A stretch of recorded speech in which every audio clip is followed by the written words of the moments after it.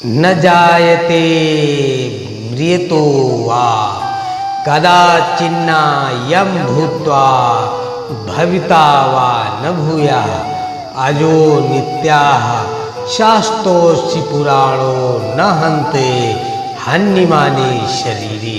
अर्थात आत्मा किसी काल में भी न जन्मता है और न मरता है, और न यह एक बार होकर फिर अभाव स्वरूप होने वाला है।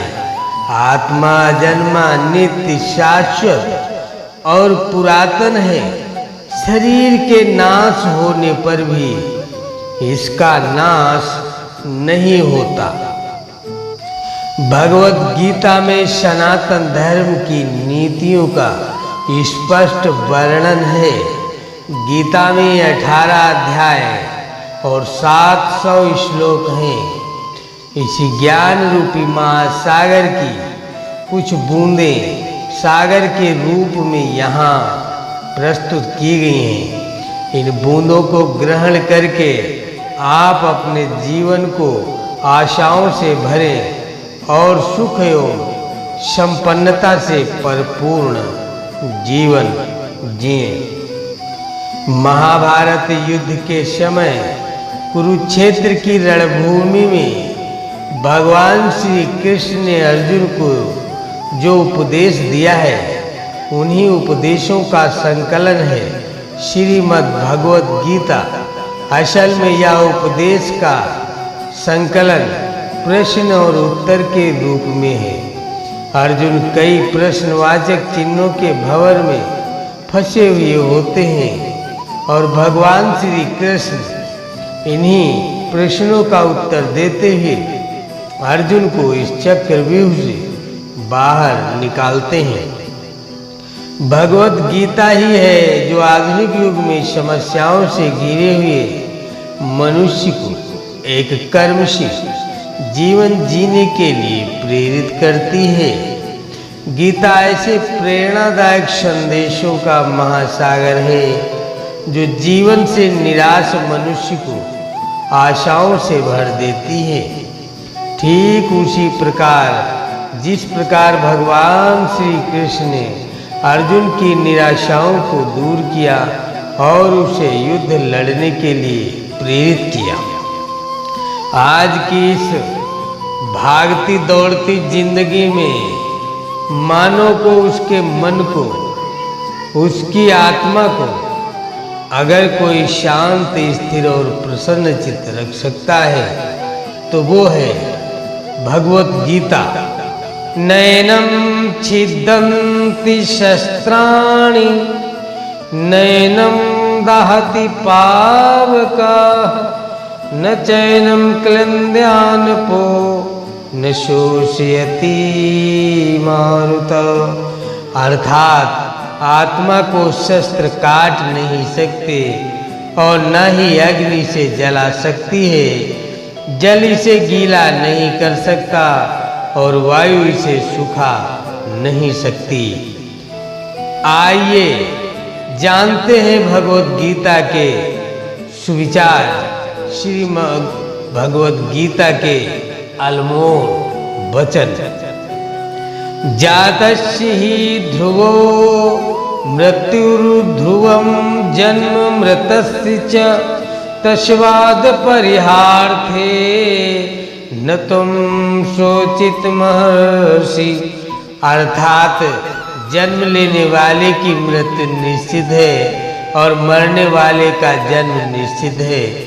इसीलिए जो अटल है, अपरिहार्य है, उसके विषय में तुमको शोक नहीं करना चाहिए।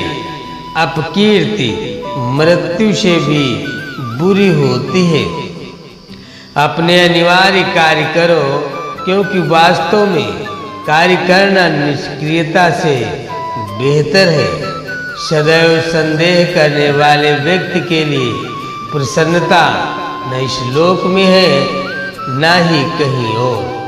फल की अभिलाषा छोड़कर कर्म करने वाला पुरुष ही अपने जीवन को सफल बनाता है। जो हुआ वो अच्छा हुआ, जो हो रहा है वह अच्छा हो रहा है, जो होगा वो भी अच्छा ही होगा।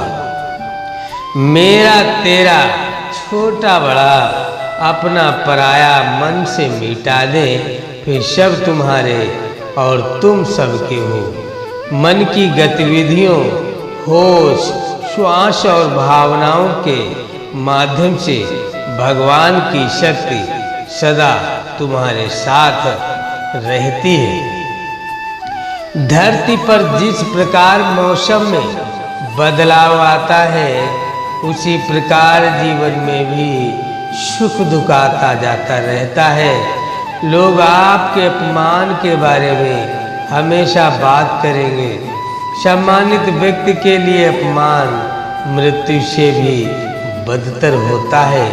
आत्मज्ञान की तलवार से अपने हृदय से अज्ञान के संदेह को काट कर अलग कर दो। उठो, अनुशासित रहो। सफलता जिस ताले में बंद रहती है, वो 2 चाबियों से खुलती है, एक कठिन परिश्रम और दूसरा दृढ़ संकल्प।